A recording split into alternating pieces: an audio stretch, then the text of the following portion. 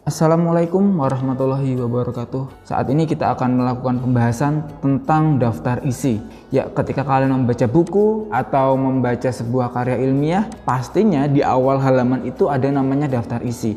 Apa sih sebenarnya daftar isi itu? Sebuah bagian penting dari sebuah karya tulis. Daftar ini akan membuat seseorang yang membaca karya tulismu semakin mudah untuk mencari dan menemukan apa yang diperlukan dari sebuah karya tulis. Misalkan ada orang yang membuat buku dengan 3 bab atau karya tulis dengan 3 bab. Kita ingin tahu nih bab 2 itu halaman berapa. Kita tidak perlu mencari secara manual setiap lembar, setiap halaman itu dibuka. Kita hanya perlu melihat daftar isi, maka kita akan semakin mudah menemukan, oh ternyata bab 2 di halaman ini, bab 3 di halaman ini. Seperti itu. Di pertemuan ini kita tidak hanya membahas tentang pengertian daftar isi, kita juga akan membahas tentang bagaimana cara membuat daftar isi secara otomatis. Saya sudah memiliki sebuah teks. Teks ini berisi babnya ada 3, pendahuluan, pembahasan dan juga penutup, di mana setiap masing-masing bab ini ada 2 sub pembahasan. Oke. Dari bab ini saya akan mengambil kesimpulan, saya mengambil rangkuman. Di teks yang saya berikan ini kalian bisa mendownload di WA grup kelas bagi kelas 10 OTKP, atau bagi teman-teman yang ingin mempraktekkan silakan bisa mendownload file ini di deskripsi YouTube. Saya sudah merangkum apa isi dari teks ini, kurang lebih ada pendahuluan, pembahasan dan juga penutup, di mana masing-masing ini ada 2 sub pembahasan ya.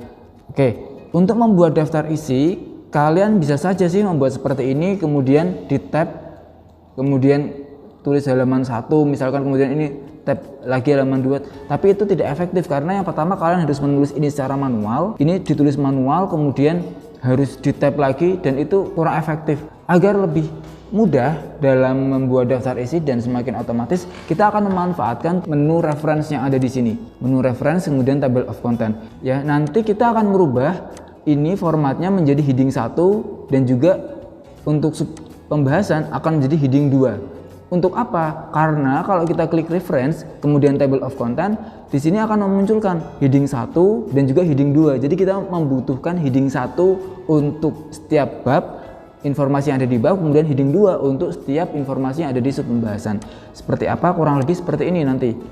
Untuk pendahuluan kita buat heading 1, kemudian untuk setiap bab pokoknya itu adalah heading 1, ini heading 1, kemudian ini juga heading 1. Kemudian untuk yang sub pembahasan atau sub bab kita buat heading 2. Heading 2. Itu pun diterapkan di semua sub pembahasan atau sub bab ini. Kurang lebih sih seperti ini nanti teknis pelaksanaannya. Ini saya membuat ini agar lebih mudah saja dipahami. Ya, kurang lebih sih seperti ini nanti gambarannya. Kita langsung praktekkan saja di daftar isi ini, di teks ini. Yang pertama saya izin untuk full screen terlebih dahulu. Kita akan membuat setiap bab ini menjadi heading 1. Kita coba ya. Saya pertama akan melakukan blok terhadap teks ini. Kemudian saya menuju ke home. Saya akan memilih heading 1. Nah, yang terjadi adalah format penulisannya akan berubah. Kita kembalikan lagi seperti semula. Tadi 1,5, kemudian ini warnanya hitam, spasinya itu before after 0. Nah, oke.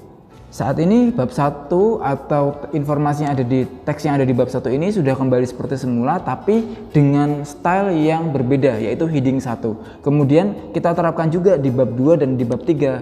Caranya kita tidak perlu melakukan secara manual, kita blok kemudian kita heading 1 lagi, tidak perlu. Karena di bab 1 ini sudah ada formatnya, kita cukup di blok saja. Kemudian kita format painter, klik 1 kali, kemudian kita bawa ke bab 2. Kita blok di sini. Ini kalau kalian perhatikan masih ada tanda seperti sapu kecil ini. Kita blok juga pembahasan ini bab 2. Kalau sudah di blok kita lepas. Maka ini secara otomatis akan berubah jadi heading 1. Kita terapkan juga di bab 3. Klik format painter, kemudian ke bawah kita terapkan di bab 3. Ini dia penutup. Kita blok lagi. Kita lepas. Maka ini sudah menjadi format heading 1 semua. Apa yang terjadi? Kita tinggal memanggil sebenarnya, tapi memanggil itu seperti apa? Memanggil seperti ini. klik reference, kemudian table of content saya panggil, otomatis akan berubah seperti ini ya. Saya buat di sini, saya tulis daftar isi ya.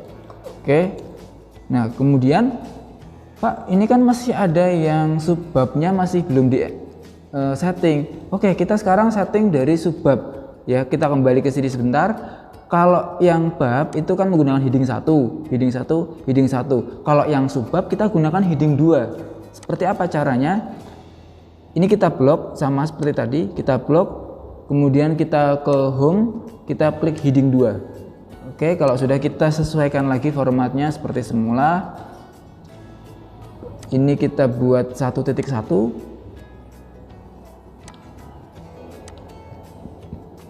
Pokoknya kita buat formatnya seperti semula lagi agar lebih mudah.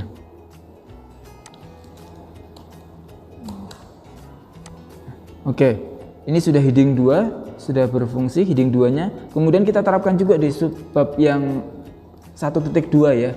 Caranya sama, klik format painter, kemudian arahkan ke bawah. Setelah itu kita lihat, arahkan ke bawah saja. Nah, ini di rumusan masalah kita blok juga, maka ini sudah menjadi heading 2. Ini saya perbaiki dulu. Oke, nah maka bab 1 kita sudah bisa men-setting subbab yang 1.1 dan 1.2. Kita lakukan juga di bab 2 dan juga bab 3. Kita terapkan. Tapi untuk setiap bab, untuk setiap subbab di bab yang baru atau pembahasan di bab yang baru, kita lakukan cara yang manual seperti tadi, di blok, kemudian pilih heading 2, kemudian kita rubah formatnya terlebih dahulu.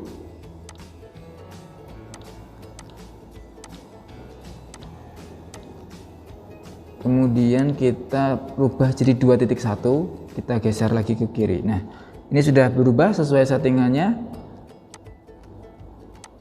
Kemudian kita terapkan juga di 2.2. Caranya sama, di format painter, kemudian kita bawa ke 2.2. Ini kan harusnya kan, kita coba di blok. Nah, akan menjadi 2.2. Kemudian kita terapkan juga di subbab atau subpembahasan yang bab 3, kesimpulan dan saran. Kita terapkan juga, kita heading 2, kemudian kita rubah ini Time News Roman 12. Ini kita rubah spasinya agar sesuai dengan teks awal tadi. Kemudian ini kita pindah 3.1.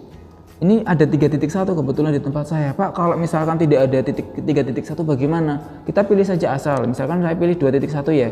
Terus kita klik ini, kita ambil panah ini, diklik, kemudian define new number format, kita rubah saja ini menjadi 3. Oke, kalau sudah kita klik OK, maka akan berubah menjadi 3.1. Atau kalau kalian menemukan 3.1 di sini, itu bisa langsung diklik. Tapi kalau memang tidak bisa, ya cara seperti tadi bisa digunakan. 3.1 sudah sesuai dengan heading 2, kita rubah lagi yang 3.2 ya. Caranya ini di blok seperti tadi, kemudian di format painter, kemudian di blok lagi ke sini, kita lepas. Ya. Maka sudah sesuai semua. Kalau sudah sesuai, kita rapikan, kita panggil dulu nih. Kita panggil dulu tabel yang sudah kita buat ya. Reference, kemudian kita klik update tabel, kemudian kita klik update entire tabel, kita klik OK. Maka sudah selesai daftar isi kita. Tidak perlu membuat daftar isi secara manual, kita tinggal panggil saja. Oh iya, tapi kita rapikan dulu. Ini dirapikan dulu. Jadi bab 1 itu ada di halaman 2. Kemudian ini bab 2 kita rapikan juga. Oke, sudah rapi. Bab 3 kita lihat apakah sudah rapi. Nah, sudah rapi. Pak, tapi ini masih belum sesuai. Pendahuluan kan ada di halaman 2, ini halaman 1. Kita sesuaikan lagi. Padahal bab 1 sebenarnya di halaman ke-2. Kita panggil saja, kita update tabel saja. Update tabel, pilih yang bawah sini, kemudian klik OK. Maka daftar isi kita sudah selesai. Kalau sudah selesai semua bagaimana, Pak? Kita tinggal upload di Google Drive kita. Caranya kalian klik file, kemudian klik save as. Di save as kalian simpan sebagai nama kalian, nama lengkap kalian underscore kelas. Misalkan Zudan Kamal A underscore misalkan 10 OTKP satu misal. Kemudian kalau sudah klik save. Nah kalau sudah di save, nanti kalian simpan di upload hasil pekerjaannya di Google Drive kalian. Saya panggil lagi Google Drive-nya yang ini, Portofolio X OTKP 2021. Dipilih misalkan di 10 OTKP berapa, 10 OTKP 2 misalkan. Habis itu pilih nama kalian, terus upload file di situ. Seperti itu anak-anak caranya. Saya rasa materinya kita sudah selesai, kalian bisa langsung terapkan dan juga bisa langsung dikerjakan ketika di lab komputer atau ketika kalian memiliki komputer atau laptop di rumah masing-masing. Seperti itu tutorialnya, kurang lebihnya mohon maaf. Wabillahi taufiq wal hidayah. Wassalamualaikum warahmatullahi wabarakatuh.